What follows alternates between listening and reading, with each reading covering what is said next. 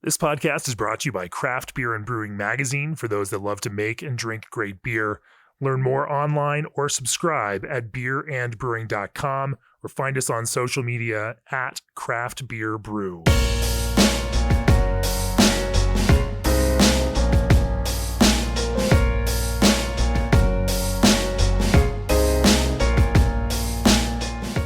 For this episode of the Craft Beer and Brewing Podcast, I'm in San Francisco, California, and I'm sitting across the table from Tom Riley, brewmaster, and Dane Volek. Did I pronounce that right, Dane? You did. Okay, assistant brewmaster for Anchor Brewing. Welcome to the podcast, guys. Thank you. Yeah, thanks for having us. We're in this beautiful temple of craft beer, one of the original craft breweries, I guess you could call it that. But this brewery here at Anchor in San Francisco is just this, it feels like a timeless place, where so much great beer has been made and so much influential beer in this history of craft beer that we have here in the United States. I'm excited to talk about the way that you all brew. From open top fermentation, which of course is this big thing. I mean, you do it both on the lager and the ale side here. We're going to talk about the approaches to that. We're going to talk about some of the other beer styles you brew, or of course, like California Common and steam beer and whatnot, and some of the approaches that you take towards these things, as well as some of the ways that you're pushing boundaries on those things. Before we talk about that, for nearly 30 years, G&D Chillers has set the mark for quality equipment you can rely on. G&D stands above the rest as the only chiller manufacturer that engineers your glycol piping for free. G&D also stands alone as the only chiller manufacturer with an in-house team of installers and engineers with 30 years of real-world field labor experience in breweries, wineries, and distilleries. Contact the Total Glycol System Design experts today at gdchillers.com. Also, what if you could take your favorite recipes and make a non-alcoholic version without sacrificing the flavor, color, or beer quality? NA, no problem. The Alchemator from ProBrew uses proprietary membrane technology to strip the alcohol from the beer without sacrificing all the elements like flavor and color that make the beer great. Are you ready to brew like a pro? Check out www.probrew.com to learn more about the Alchemator from ProBrew, or shoot them an email at contactus@probrew.com today. ProBrew is a subsidiary of Technoblend, now a ProMock brand. I should say we enjoyed a wonderful dinner last night here at the Anchor Brewery, celebrating the Anchor Steam Society, which I have been inducted into. Thank you all for that. It was quite a party, quite fun, and great to see everybody here. Let's kick in first with some background. Talk to me about your background, Tom, and what that path through the brewing world has led you on. Sure. My path to the brewmaster's desk has probably been pretty unconventional. I mean, I started working here. I took a summer job in 1984, and it was just meant to be a summer job. But you're still here. Yeah, I'm still here 38 years later. So something must have been going right. But I saw quickly it was a fun place to work. Yeah. And it was an interesting place to work. Fritz Maytag was a really interesting person to work for, and it was a really kind of an exclusive little club I was in, working for Fritz and all the brewers making Anchor Steam beer, which in the mid 80s when I started, there weren't very many small brewers out there. No, it wasn't like you looked at it and said, hey, I want to be a brewer as a career. That would be an atypical kind of choice at that point. Yeah, that wasn't what I was thinking. But as I was here and the company was growing, I saw opportunities. And I went through many different jobs before I landed in the brew house and landed, in my current position. I managed the warehouse. I gave tours. I brewed on the floor for 20 years. I managed the fermentation department. I was the assistant brewmaster for a number of years. It took a long time to get here, and it's a great job. Sure. How about you, Dane? Yeah, thanks for having us. I had a similar route. It's been a long time, about 14 and a half years that I've been around on these hallowed halls of Anchor. And I just kind of got lucky. Fortune was, favorable. I was going to school at SF State, saw a posting outside of a class, and eventually, it's kind of a longer story, but eventually saw that it was stamped Anchor Brewing Company. I was a home brewer at the time. I was enjoying the elements of creating beer from the hands to the glass, and so I pulled the number off the sheet, I had a couple interviews. Fortunately, the last one was with Fritz, although he always liked to interview everybody for their final interview before it was final. You weren't necessarily expecting that when you walked into the room, but that's what it was, and we had a nice conversation. And a couple days later, I was washing kegs on the keg line 3 days a week, nice and early in the morning, and then cutting out to go to class later. So that's kind of how it started. A lot of really dedicated people that have come through Anchor all over the years, and I learned so much from so many of them that I kind of worked my way through different departments. I worked on the bottle line for quite some time. I started working in fermentation on Sundays as I started to expand my hours, learned a little bit more about the brewing process there. And then eventually, as my first full-time position, I started in filtration and filtered for a couple of years before I moved to the brew house, and then eventually over to our pilot brew house as the pilot brewer and now assistant brewmaster. So it's been a lot of fun. A lot of good years, a lot of good people, a lot of good beers.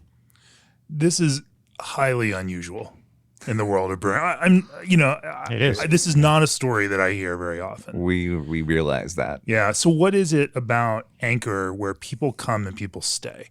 Because I find more often than not, especially as we're talking to younger brewers, they come work for a year or two, a brewery with a great pedigree, and build up a resume that's enough to jump out and do the thing that they want to do, and they start their own brewery, and that becomes the next story here. You very rarely hear that story of, hey, I've just worked here for 30 or almost 40 years. What is it about Anchor? What is it? The company culture? Is it the way the company supports employees? What is that piece there that you think becomes that glue that holds people here? I think a lot of the people that work here realize that it's somewhat of a magical place. This is craft brewing mecca, and a lot of people from the industry come here and say that. So when you come here and you walk in and you see the copper kettles and you hear more of the story that Fritz didn't buy this building as a brewery, he did create this place. Yeah, and he created it around the brew house, so you knew, if whether you were paying bills or washing the dishes, you knew why you were here. But a lot of us get that feeling, a lot of people have moved on, who have moved through, but Sure. Some of us really kind of have an allegiance to this place, a lot of loyalty just to the lore. The story is really important. A lot of us feel like, it's our responsibility to carry it on. It was an interesting, I love it because the brew house staff wears jumpsuits. There's this matching kind of uniform approach, but even, another thing I was noticing on tap handles last night is that it clearly says union made, which is not necessarily something that most people would put on a tap handle, to sell their beer. And yet that seems to, at least that interaction and respect for employees seems to be a kind of a core tenet here of Anchor. Yeah, I think family is kind of what comes to mind for me when I think of why I've stuck around for so long. I mean, it becomes your family. You don't realize it at first. It kind of sneaks up on you, but you find yourself maturing, and there's opportunity, and there's just a great culture that you learn from over time. And those of us that have that feeling and love it here, it's pretty universal. And even people that are gone that we still see all the time, they still have those feelings, and there's still get-togethers of old employees, and it's always a great time. It's even fun for me. I was here, I guess, in 2015, and former brewmaster Mark Carpenter gave us a tour, and of course, I still have the titanium Anchor keychain bottle opener that he gave me then, and hasn't left my keychain since that point. So we're at 7 years now. But it also felt good coming in yesterday and seeing it again. You're right. It does feel like this kind of special place where it's just nice to see it. It's nice to be here. It's nice to smell the smells. And it's increasingly rare, and of course, in a large urban environment like San Francisco, to have a manufacturing facility making beer at this kind of scale in a rather pricey neighborhood where, there's some, the real estate values alone around here have skyrocketed since you started working here, Tom. They sure have. Fritz was always committed to keeping steam beer. It was originated in San Francisco, keeping it made here. And the people that originally bought the brewery from him had that same commitment in mind, and our current ownership, Sapporo. has the same respect for the legacy and really wants to continue making steam beer here and always will. They've put a lot of investment into this building, which, tells us that they don't have any plans on changing that. It's really important to them. Sure. And at the same time, the footprint has expanded a bit, and you all have embarked on some new things like public taps across the street, where you're doing some more R&D work, and also have a bigger public tap room for whatnot. So there are some changes, and it's not like nothing is forever here. You all are still continuing to push forward a little bit. Yeah, we have our core institution of steam beer and Liberty Ale and Foghorn and Porter. But yeah, we need to push boundaries into, what's interesting in the craft brew scene. We're all beer drinkers. We know what's going on out there, and we want to create new things. So we want to do both. And Dane can talk more about public taps and R&D. Sure. Well, let's talk about, let's get into some of the brewing, and we can talk about steam beer and talk to me some about the tenets of that. But before we do that, is your brewery struggling to source or afford berry ingredients? Historic heat waves devastated U.S. berry crops, causing supply to dwindle and prices to skyrocket. That's why brewers are switching over to Old Orchard's craft concentrate blends, which mimic straight concentrates, but at a better price point and with a more reliable supply. Is it any surprise that Old Orchard's best sellers are raspberry and blackberry flavors? Reclaim your margins and order your craft concentrates at oldorchard.com/brewer. Also working on a new sour beer, Fermentus, the obvious choice for beverage fermentation, is now offering an expanded range of dry bacteria for the production of sour beers. To learn more about how Fermentus can improve the quality of your fermentation and for the latest on their exciting new product releases, visit fermentus.com. So maybe let's talk about Anchor Steam first. Talk to me about steam beer. Clearly there's a history to this that Fritz wanted to maintain and see through and keep it here because it's so tied to this area. But what is steam beer as you all define it? Steam beer is home. Steam beer is a style of beer.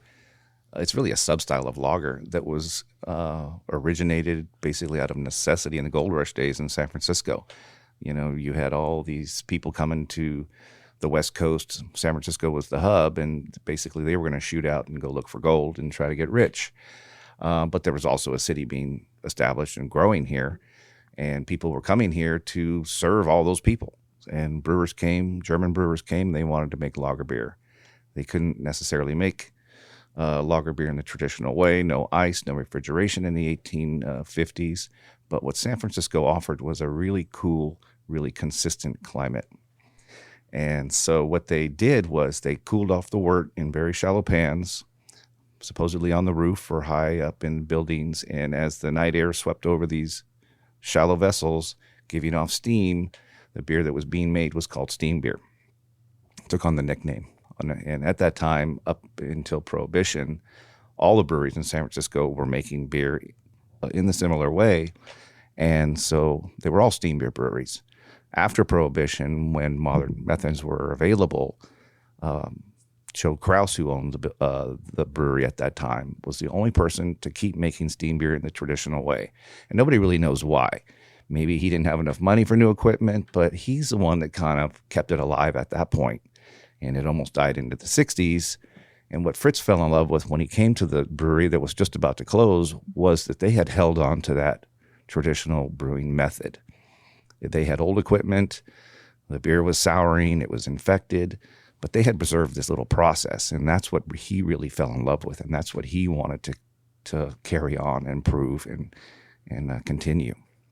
So then how, what did it look like then, and what did Fritz turn around and start pushing for in terms of process improvement to kind of modernize steam beer? Because clearly the way that you all make it now is not exactly a poorly equipped sour thing on the roof, but you have held on to some serious core tenets in terms of open fermentation, and whatnot around that. So what does steam beer look like now in its modern context? Well, the important part of the process, as I said, is that they would make the beer in very shallow vessels, and you just had natural cooling of the San Francisco air. So our primary fermentation. Were they inoculating back in the day, or? The German brewers brought yeast. They brought lager yeast. They wanted to make lager beer. But we've improved all the brewing equipment in front of that process, all the finishing process behind that primary fermentation process, but keeping that process pure and is what really gives steam beer its signature unique flavor. And it's what makes it a sub-style of lager, because really nobody else in the world wants to make it. Yeah, California Common is what people can call the same style, but nobody makes it on a big scale. Yeah. Yeah, it's describing the beer that Anchor makes. Right. Once you leave that copper brew house, it's a little more stainless steel than it was all those years ago. And Fritz got his microscope out and figured out why the beer was souring, didn't have any stability. And from there, he cleaned the process up and started making something that was more shelf stable, put it in a bottle in 1971, and started bringing it to the rest of the country and eventually the world. You only joined up 13 years after he started that. Huh? That's kind of, to me, sometimes when I think about that. Yeah. Wow, I was pretty close to the beginning of his era. Sure. Well, what are some of the frameworks of that? And I think it's interesting because this entire style is basically, I mean, when you look at a style guide and you look at commercial examples, the commercial example is Anchor Steam. And so it is the paragon. It is the thing that, people would look at, around that. What does malt look like in the beer? What's the malt makeup? Yeah. The malt makeup has always been about, 10% caramel malt and 90% base malt. Yeah. Pale malt. Yeah. So a pretty simple. Pretty simple recipe. Northern Brewer hops, trying to hit about 33 IBUs. 4.9% alcohol. It's a pretty basic recipe. In San Francisco, Hetchy water, that we really treat very little. And you've got your steam beer. As long as you do 100 more things right. Sure. Yeah. Sure. Are there any, particular mash strategies that you all take in order to, you step mashing? I imagine you're not going to the trouble of decocting something like We are this. step mashing, yeah. Yeah. Yeah, we do 4 rests for most of our beers. Kind of hazy beers being an odd, and very recent alteration of that technique. But everything else is pretty much 4 steps. Yeah. Little temperature changes here and there. When we used to make more wheat beers, those were kind of lower starting temperatures for mashing in, doughing in. But the rest of them are fairly standard, just a little bit of alteration in time and temperature along the way. Are there any peculiarities of your brew house that, that on this hot side system that you either think add a specific character to that beer, or that you have to then use all of your brewing science to overcome? Because any type of brew house that's going to be this old is going to have its own personality to it. You go visit other breweries, you realize everybody does things just a little bit different. Our brew house is unique because it's copper. We think that really adds color. And it's copper all the way through. It's not just... It's not copper all the way through. Okay. The brew house is copper. Yeah. Lines underneath are stainless. Sure. Over all these years, we've had... But the vessels themselves are copper. Yeah. Oh, okay. And then we use an open grant. And so, it's not necessarily supposed to be for pre-kettle aeration, but it does happen in a grant. And so, that might add some slight character to it. Steam jacketed vessels? Yeah. Yeah. Any other quirks to your mashing or your hot side process? It's just very manual. Yeah. Yeah. People are shocked if they've never been here before, even if they've heard the stories and they're familiar, they've seen pictures and things like that. You oftentimes see people walking away from the brew house and they kind of get that look in their eye and they turn towards you and they're like, it's really manual. And you're like, Steam valves are squeaking, Yeah. and the kettle is open. It boils vigorously. I think we've been grandfathered in from a safety standpoint on that. Yeah. What are some of the more manual tasks that you find yourselves doing? And you say manual, but of course you all are still here after all of these years. So it wasn't enough to send you running and screaming away from it. No, That's all we I knew. always liked that. It's what we grew up with. Yeah. We go into another brewery that's automated, and we're like, that doesn't look like fun. Yeah. Yeah, you still get into the vessels. We clear out the lauter ton. There's still occasions every day when people are climbing in there. Yeah. Yeah, that's kind of like our dome of secrecy. You can say anything you want in there with the other brewer on the other side of the vessel. That's where you can have your moment together. It's your confessional. Yep, Yeah. exactly. Sure. We power wash the kettle every morning. So from hot side, we move into fermentation on that, and that's I think where it gets really fascinating and interesting. For from my perspective, because you all have giant open, shallow pan, open top fermenters.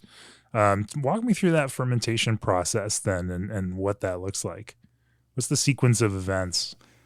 So after we hit our hot wort tank, we do have a cooling press, and this is part of the modern method to get it cool quickly so you don't get infection. And we cool into our shallow open fermenters, only about 1.5 feet deep. So it's tons of surface area. Yeah. At about 60 degrees, which we figure is kind of the average ambient temperature. We can't just let it run wild like they did in the old days because we need to have some consistency. Sure. So the room is actually cooled to 60 degrees, but there's no artificial cooling on the fermenter, and they do free rise from 60 to about 75 degrees. As we cool the brew in there, we pitch our house yeast and let it work for 3 days. A fun story about the house yeast is when Fritz started brewing a little more, he might have been brewing once a month. He went to different breweries in the city, there were many at the time, and borrowed yeast because we didn't brew frequently enough to keep a yeast strain going. And so nobody really knows which one ended up here. Because he got Lucky Lager, he got Genesee, he got Hams. He went around to all the different, even went to Red Star yeast. And even Mark Carpenter, he couldn't tell you which one we ended up with. But it's an extremely resilient strain because we've been using the same one longer than I've been here. Yeah, it's definitely a very unique part of the process. We're all familiar with the smell of anchor steam, and you really learn to be intimate with it quickly when you're smelling it in primary fermentation there. If you're degassing samples in the morning, and just watching it through its life cycle there. I mean, it's all right in front of you, so you get to see it, smell it, touch it. It's a beautiful process. Stainless steel, again, of course, now not like the redwood cool ships that we imagine they originally had, although those sound beautiful too. I'd love to find one of those somewhere. Yeah. But that warmer fermentation temperature gives you that higher ester profile, which really is what is unique to steam beer. So it is lager, but you are pushing some of that ester profile because of that warmer than typical lager fermentation temperature. Yeah. One of the things I find interesting is that you then get to also watch it. And so, that's something that most brewers brewing in cylindrical, fermenters don't really get to do. You can tell, you can measure, you have an idea of what's going on in that fermentation, but you can't watch it. And you all get to watch every day how every fermentation is going. How do you describe the steps that takes over those 3 days of fermentation? That's actually a really wonderful part of it that I don't know if we appreciate it as much because it's just part of our job, but it is really interesting and fun to come in and go, okay, that was brewed yesterday. It's supposed to be there. We do measure the gravity and watch it go down, but visually also you can see, hey, that's supposed to be this active, and that should be coming over the top of its peak of activity. And on day 3, it shouldn't be active anymore. If it's still active, there's something going on there. So yeah, we use our eyes a lot when we watch these steam fermentations. Yeah, I have a few too many pictures on my phone. Yeah. You saw us cooling that second batch of porter today. You should see it right about now. But, yeah, we got to show you that. It's great. It's great to see it happen, and it's definitely a lot more romantic than just what's the pitch of the bubbling in this bucket next to the fermenter, and how vigorously is gas being expelled from it. It's a little different feel. Yeah, it tells us things. If the fermentation is done and there's not much activity, we know we're going to get a good yeast collection. We know what's on the bottom that we can't see. So, yeah, visually it really helps. Are there any warning signs of trouble where you see something going on? You're like, we should. Well, that's what I mean. Yeah, you can see trouble when you see something that doesn't look normal. What would be something that looks abnormal that might be cause for alarm as you are looking at an open top tank? Just a little foaming on day 3 that, you should be fermented out. You should be done. Maybe more yeast on top than normal. Yeah. Would be something we probably would just not collect. We want to just collect, good, solid, predictable fermentation yeast. And the beer will slide right off of it, right into the cellar. And then we collect it up with our collecting tools and pump it back into our brink. Is there any point where you end up with, or, like, what does unhealthy yeast feel like in that kind of environment? How do you know that you may not want to use this one? Well, the visuals of the fermentation, if your gravity doesn't get terminal when it's supposed to, that's yeast that we would pass over. If we have something else that we can collect from. Sluggish Fermentation, never a good sign. Yeah. Yeah. How often in the process do you end up with a fermentation that doesn't go exactly right? I'm gonna knock on the table first. We've had issues in the past. jinx it, yeah. I think we've gone quite a while without Yeah. any real issues. That usually gets traced back to an aeration problem because the yeast really needs a good oxygen charge before it goes to work, and if it doesn't get it, it stumbles before the finish line. So we can usually trace it back to that. So Yeah. Oh, sorry. I was going to say something that is not new at this stage, but with how long I've been around here, it was new. Early on when I first started brewing, we used to just batch by gallons into the fermenter. And it was only maybe a year or two after I started brewing that we started really spinning solids contents and getting a little bit more data collection going, so we have a consistent pitch across the whole thing. But it used to just be gallons. And of course, it's hands-on, as you might be catching on to by now. So we have a 5-gallon stainless steel bucket. And you used to just hurl buckets into there. Yeah, Just scoop it up. It would be whether it's heavy or light. It would be 15 gallons. Now at least we target 10 million cells per degree volume. Now you've got public taps. You've got some closed fermenters also. Have you tried making steam in a closed fermenter with the same yeast? And what difference could you describe the open top fermentation as making in terms of the overall flavor impact, aroma impact, ester production, and whatnot? Great question and great segue into what we talked about last night with some of this. But yeah, it's a great asset. I mean, how flexible steam yeast is, we've only learned that through using it at public taps and putting it in a different environment. I mean, putting it there in general is always going to be different just because it is closed. Right. But we've also done a lot of flexibility along that temperature change. Like what if we do something that's truly a lager fermentation profile, or what if we elevate that high end and kind of keep it up there for a while and treat it more like an ale? We've kind of done it all. And we're in the middle of Anchor Steam Week here, so we always have a couple of those beers available. Right now we've got a Vienna Steam on, which is a take on steam beer, 100% Pacific Victor malt from Admiral, along with just a little bit of Saaz to go with the Northern Brewer. Really nice beer. We usually do a Vienna take of some sort every year. But then we also, we've played around with it in different directions. Right now, this year, we have a high gravity steam on as well that we're calling Exteam. And that's a 10%er with a little bit of Citra dry hop along with the Northern Brewer. So it's got some spunk. It turned out really well. That was the furthest we've ever pushed it. The OG was 20.2 on that brew. And tiny bit of sulfur at the very end of fermentation, but it cleaned up within a day or two. Didn't really struggle. Always does well under pressure. It's done well in a big swing of temperatures. So something that's always surprised me, but it's delightful to use. It's a great asset to have for public taps.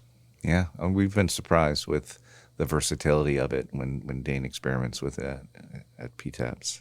So it works just fine under no pressure, with no head pressure, totally open, and then also can crank it out under pressure in closed. Yeah. Have you done a 1-to-1 test where you made the same exact beer and then tried them next to each other, and how would you describe the difference between those two? Oh, I'm glad you said that too, because I actually meant to finish that last part by saying that I actually never have done an exact clone per se in terms of recipe, keeping that 40 L caramel, pale malt, all Northern Brewer. We have not done that. Okay. And I'm not really sure that there's any rationale behind it. It's just something that I've always wanted to play with and never really try to do exactly that. I mean, we did design the public tap system to be very similar, to the point that we even tried to do 4 temperature rests when we first started over there. And It's insanity. Doesn't work. It's not what that system's designed to do. We generally do about 2 temperatures now and kind of climb between those 2 throughout the mash and the Vorlauf, and that works great. But it's steam power over there, just like it's steam power over here. So we did try to keep things very similar, but never have I actually just tried the straight. Take it to the not mat. with steam beer yeast. Yeah. But every beer we've come out with in the last few years has been developed from PTAPs. It's been scaled up here. So we do try to make the beers, that Dane has made on the pilot system. Our Pilsner was, started off over there. Mm-hmm. The West Coast IPA, the Hazy, all of them. They were made there first, and then we try to make them like him over here. Sure. Yeah, it's been a fun process. We're 185 brews in at Public Taps, distinct brews. So bringing them back across and scaling them up is something that we've really only been doing in earnest the last couple of years, and that's been a fun adventure and a lot of learning to do.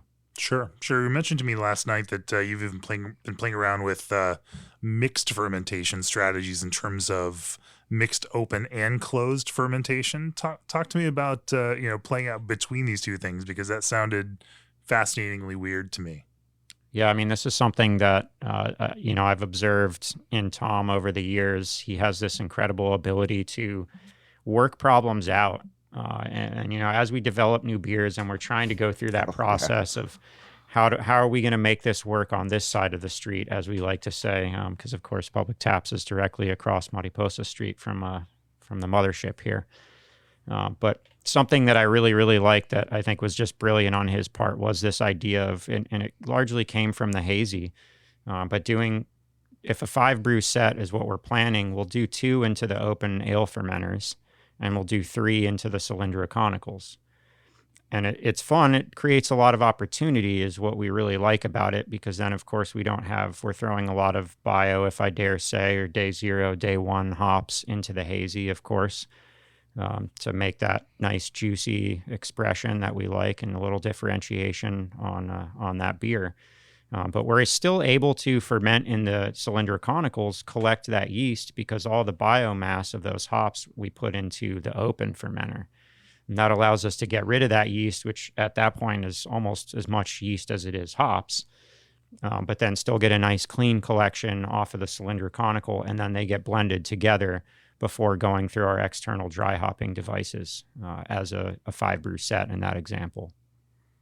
Well, that's really interesting. So kind of a hybrid blended approach, with across multiple batches. Yeah, and it's just fun because you're throwing so much hops into that open fermenter that what it does to the head, I mean, again, it's too many pictures on the phone, but you see this thing is just billowing in the beginning. You throw 50, 100 pounds of biohops in there, and then all of a sudden that head knocks down. You get this brainy looking texture on top, and you see these hops just breaking up and circling on top of the fermenter. It's really beautiful. Yeah, that was definitely done out of necessity. Our conicals, were put on the back of the building. We don't have any access to them, so we wanted to do a beer that had biohops. And they're like, how are we going to do this? Oh, so you don't have a hopping port in there or any kind of means? No, so that's what we came up with, to split it up and then marry it back. That sounds like a messy open-top fermentation room after that series of Wait brews. till you see it today. Yeah, I mean, the wheat beers are always the worst. When we used to make summer wheat beer, those were the ones you really didn't want to scrape. So then you're adding in a hazy IPA with a couple of batches that are going through your open-top ale fermenters, because you also, in addition to the lager open-top fermenters for steam beer and others, you do also have a separate room with open-top ale fermenters. So you're saying you're making hazy IPA with that, and then adding in your hops, your biotransformation hops, in the open-top fermenters. Are you doing that as pellets? Are you doing that as whole cone? Because you use a lot of whole cone here. Pellets. Okay. Yeah, we use a combination now. Sure, we use both. We see the benefit of pellets, freshness aspect. Yeah. Yeah, for bio, you got to use pellets. But if I could just explain, when Fritz first put in or first wanted to make ales, he put in a rather primitive ale fermenter, an open-top fermenter. It wasn't until about 2012 where we were really out of space. We had built out, and we needed more fermentation space. We put 4 500-barrel conical unitanks, we call them, because they can be used as primary fermenters or cellaring fermenters, however you need to use them. So we do make a lot of our ales and IPAs in the conical fermenters, but we make our core beers up here still. When it comes to something like hazy IPA, if I think about hop usage and biotransformation, I think about, especially when you're adding pellets into a cylindrical conical, that there are currents within that, fermentation currents that are moving material through that tank, kind of convection currents that tend to help break up that hop matter.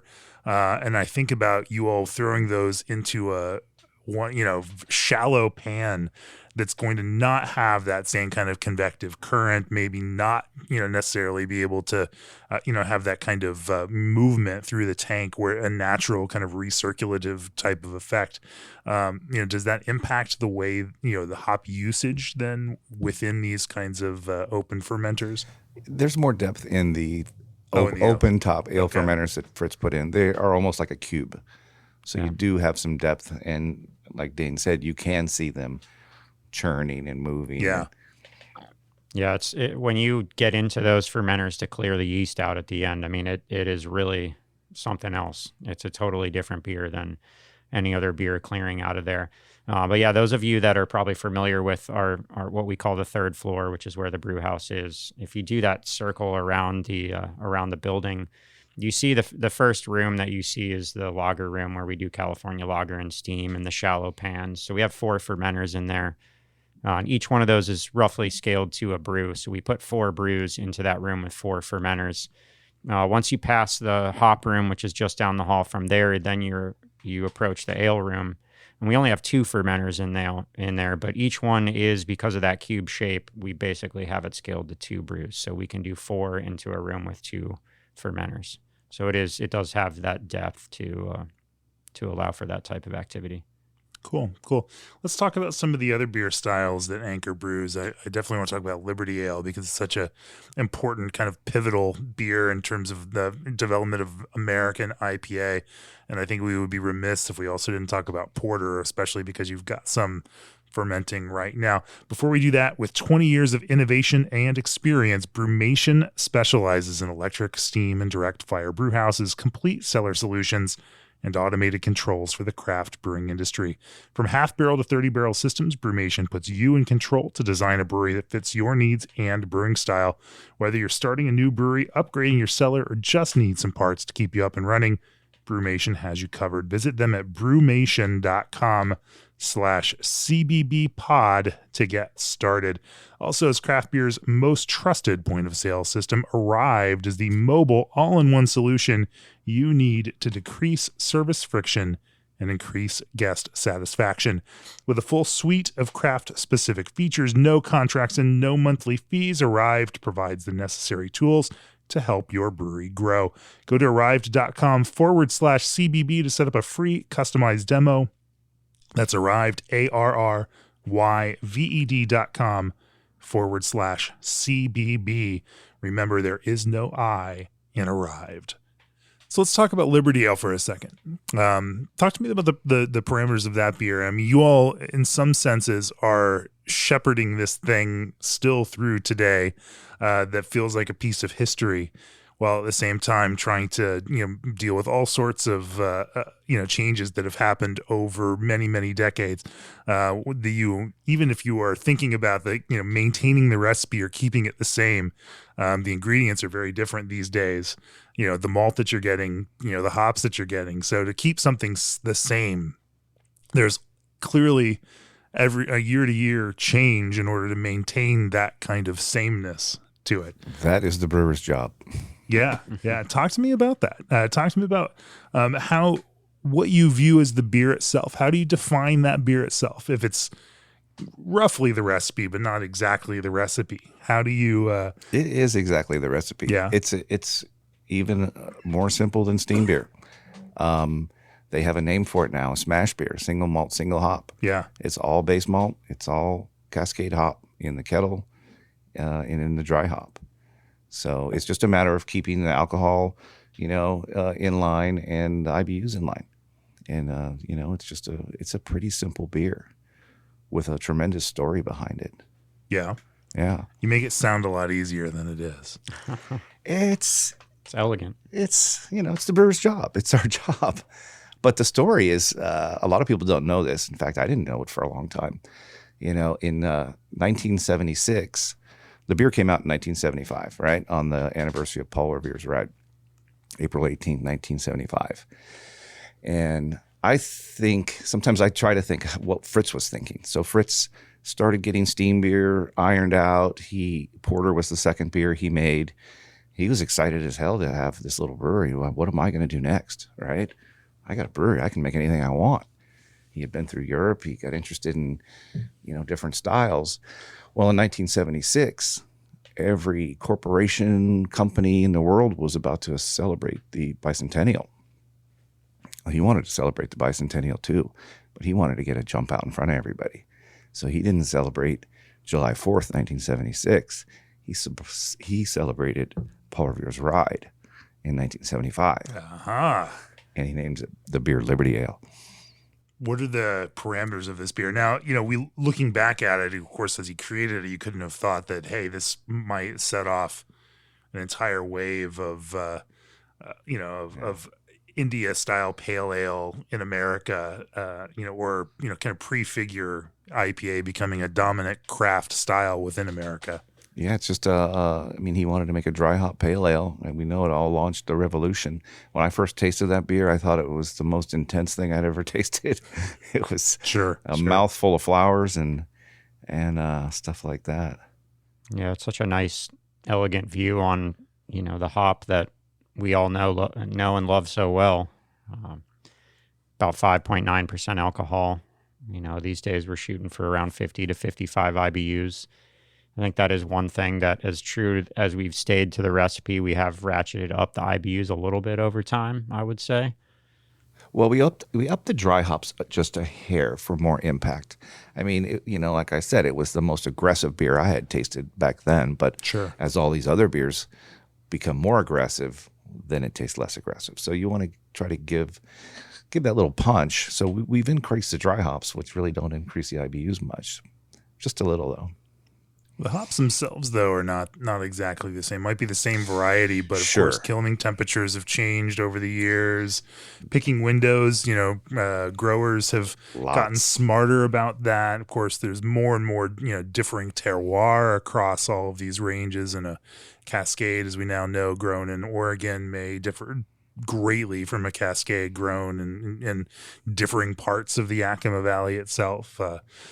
From you all, how do you approach that? Do you have an idea of what you want in the Cascade that you select for this, and then how does that look on a year-to-year basis?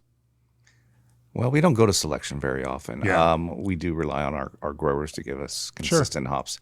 We rely on our own sensory program.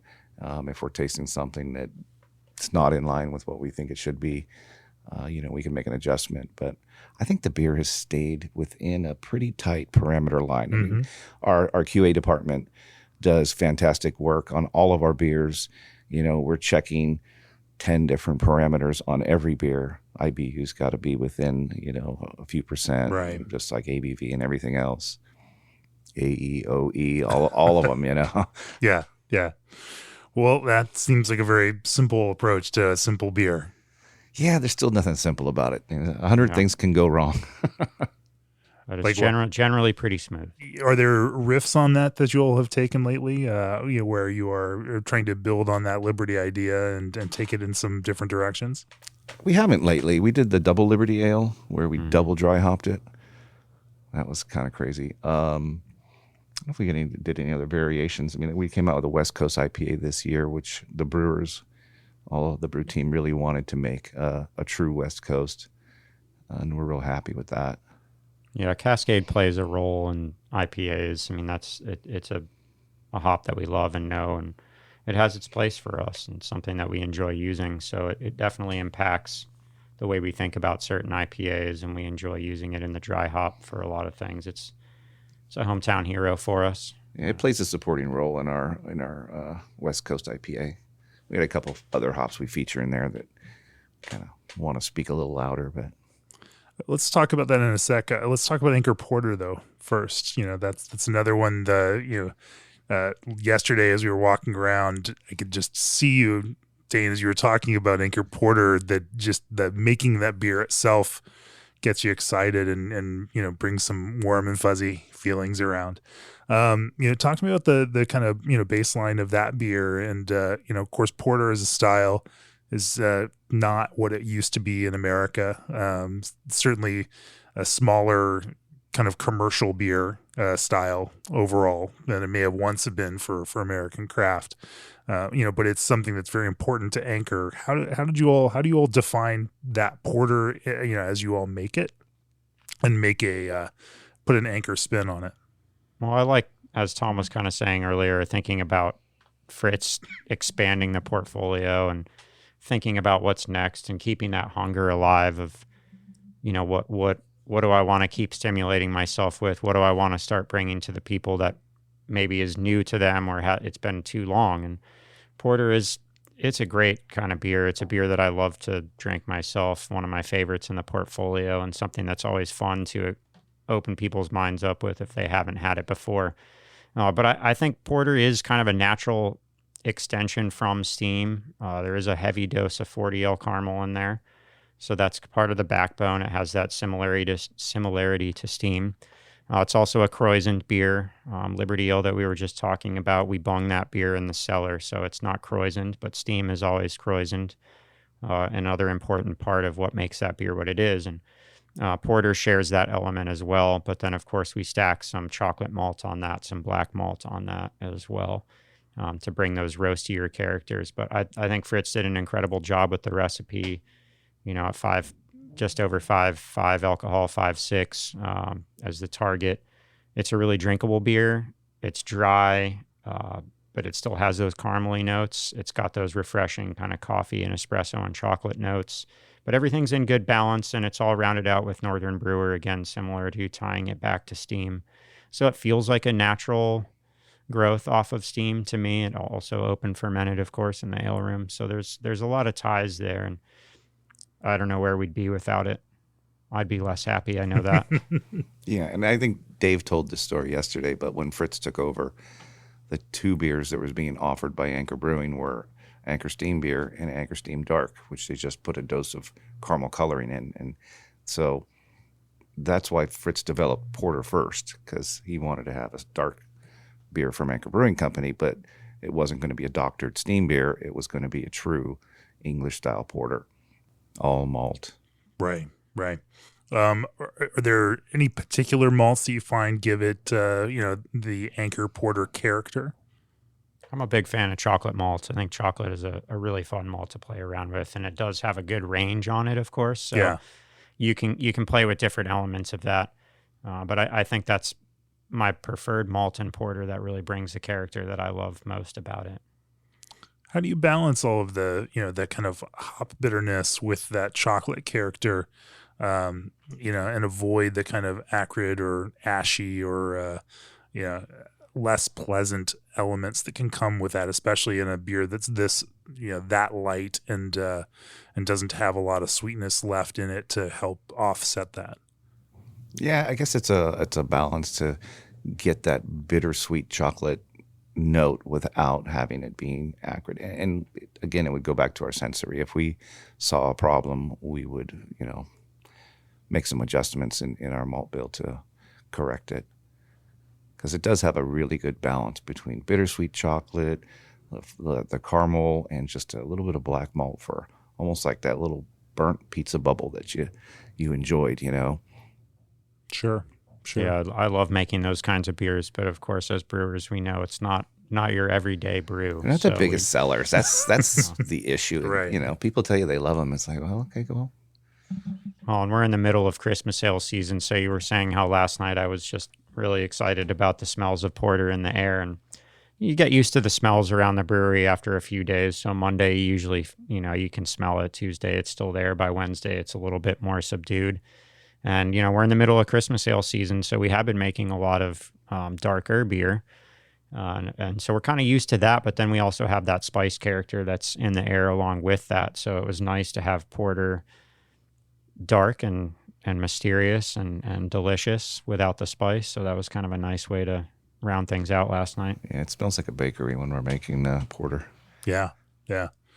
Let's talk about, you mentioned your 185 brews in over at Public Taps. What are some of the other brewing experiments that you've been engaging in over there that have been finding traction and that may ultimately find their way into the broader Anchor repertoire? Well, we're always playing around. IPAs are a big part of the game over there. Pounds per barrel go up. It's a lot of fun to experiment with new hops and bring different things in that we like and bring us joy. But then, of course, we have a lot of other beers that are very different and probably not something that the average Anchor Brewing fan is aware of. So like a kettle sour is a great example. We pretty much always have a kettle sour on. We change it up here and there, and we change the fruit every time and explore in that way and have a lot of fun with that. But that's a huge seller, something that we see people enjoying. Of course, the color is always quite striking. So fruit's always a fun thing that we play around with there. Mm-hmm. We have done a good bit of that on the main brewing system as well with beers that we've made in the past. But that's something that's really fun.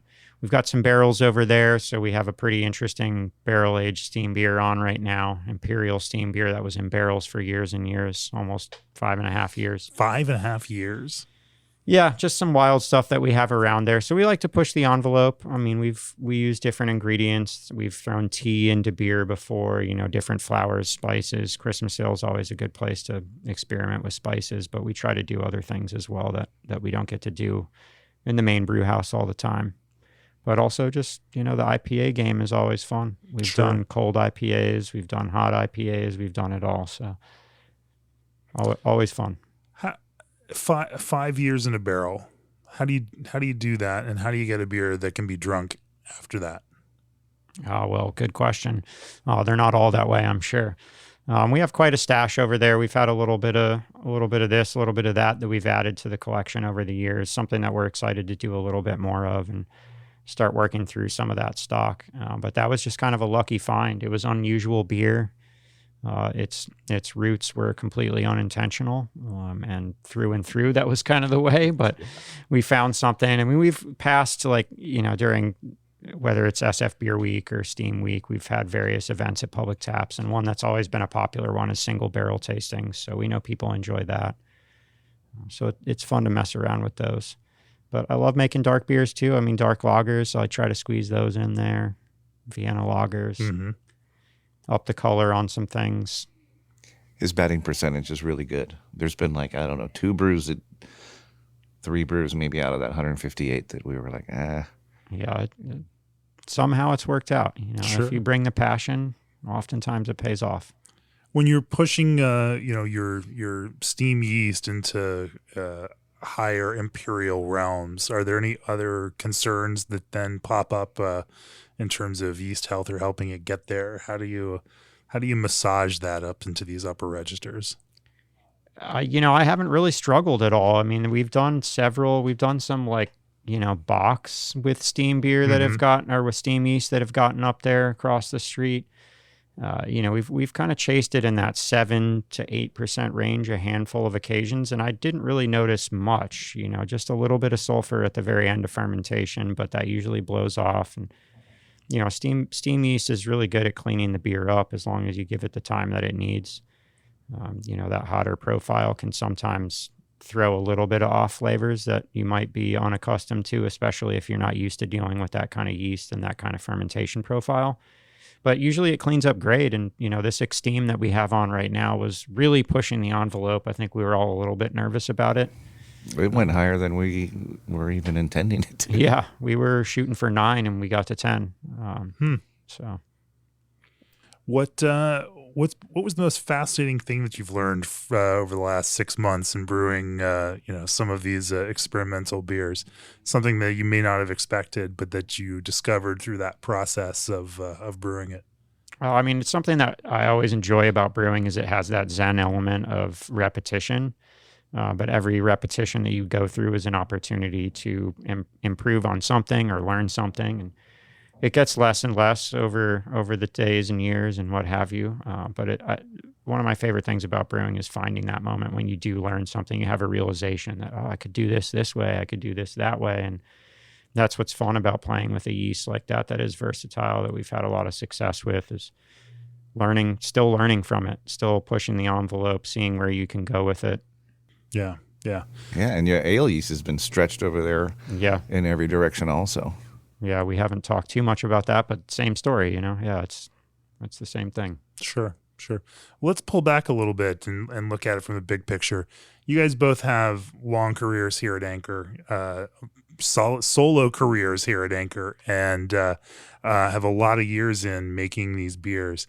Normally we'd ask, for a brewery owner what success would look like for them, but clearly you guys have, committed your brewing careers here at Anchor. If you're thinking about, sharing some advice with those in a brewing career, younger in their careers, starting out, maybe the way that you were in 1984, Tom, what would be some of the best career advice that you could give to a young brewer who wants to get out there and do something in this bigger world of brewing? It depends on what you're planning on doing in your career. Do you want to be a brewery owner? Do you want to work for a big brewery? Do you want to work for a small brewery? If you want to be an owner, I think you stay small. It's tough to play with the big boys. The mid-sized breweries, I think, have a hard time when all the distributors are consolidating. I think one of the big benefits Fritz had in the early days was he had a unique product, and so many distributors were like family owned. So people would come out here who owned a distributor, they'd come visit San Francisco, and they would make this connection with Fritz, and they would sell his beer. I think the distribution houses, you have a lot more competition within the distribution houses to get any kind of focus on your brand. I don't know. Did I diverge? Sure. Much more consolidation within the ranks of distributors, much more and that's why national footprint for specific major distributors. Yeah. And that's why I think if you want to be an owner, that keeping it small would be the right direction, but also perfect your craft. You know what's good. If your beer isn't great, work on it. Just like a cook. You can't put a subpar product out there and expect to sell it. You bring people in, and obviously, Dane, you came in without, with some homebrewing skill, but learned on the job. What does training look like here? And for Anchor, clearly you all have decades in which to train people because people stick around for that kind of time. But, it is interesting to me that people come and may work in one capacity, whether that's washing kegs, and then they move up and they, get in, ultimately end up in the brew house. What does that education process look like, and how do you bring the rest of the folks along who want to kind of grow their knowledge and get into that side of the brew house? I think patience and pride kind of answers that question as well as the last one too. I mean, brewing is tough. Tom was saying a few things about that too, not too long ago here. And repetition, there's a lot to it. It's, you can get a lot out of it. But I think if you have that pride in what you're doing and you have the positivity to keep a smile on your face, things are going to go wrong. Brewing's a capital intensive, machinery intensive operation, no matter cleaning. how small or large you are. Yeah. Cleaning and, all the things that Fritz taught us from the ground up. I think leadership is a difficult process of bringing people along, instilling that pride and, building on that, and prowess comes out of all that. You see the light in people's eyes when they learn something and when they taste something that they know they were responsible for. And it's such a great community and a great industry to be in. And I think as long as you stay positive, and you keep a smile on your face, the rest kind of comes easy. Well, I think that's a great place to bring this to a close. For nearly 30 years, G&D Chillers has set the mark for quality equipment you can rely on. The Alchemator from ProBrew uses proprietary membrane technology to strip the alcohol from beer without sacrificing all the elements. Think outside the puree box with Old Orchard's craft concentrate blends Fermentus is now offering an expanded range of dry bacteria for the production of sour beers. Brewmation puts you in control to design a brewery that fits your needs and brewing style. An arrived mobile point of sale powers places with personality. Of course, your magazine subscription directly supports our ability to bring you this podcast each week. Go to beerandbrewing.com, click on that subscribe button. Let us know this content matters to you. And of course, if you are an all-access subscriber to Craft Beer and Brewing, you'll get first crack at tickets to our Brewers Retreat. And I was just this morning up in Sonoma County, Santa Rosa, checking out some locations for that. It's going to be a phenomenal event. And it's something not to be missed. So become that all-access subscriber and get first crack at those tickets. There's never been a homebrew fantasy camp event like it, and there may not ever be again. So it's gonna be a blast. Tom and Dane, if people want to learn more about Anchor, where do they find out more about Anchor or come taste the beers that you all make? Anchorbrewing.com for a website. We are giving tours again after COVID. We finally opened up for tours. I believe it's Thursday through Sunday. P-Taps is open to the public Wednesday through Sunday, right across the street from the main brewery in San Francisco. I'm looking to add more times and days to both of those. So yeah, we're happy to have people back. It's always fun to see people here. When you work at Public Taps for any number of moments, it's not long before somebody approaches you. You know, the brewery, the brew house is right there. Fermentation's right there. It's really engaging, and people aren't shy about sharing their experiences with our brand. Something that we really treasure and enjoy. So it's good to have people back, and we would welcome anybody anytime.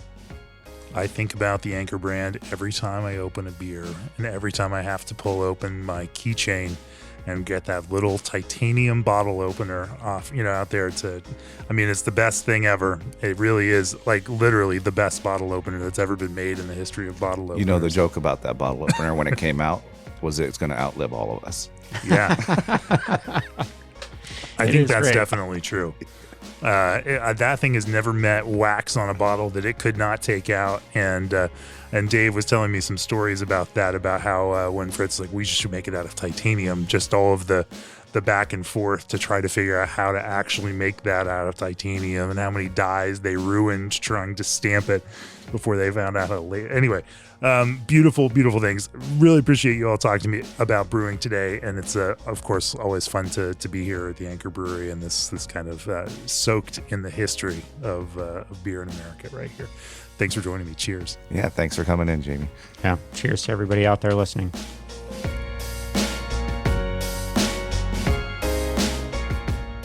This podcast is brought to you by Craft Beer and Brewing Magazine, for those that love to make and drink great beer. Learn more online or subscribe at beerandbrewing.com, or find us on social media at Craft Beer Brew.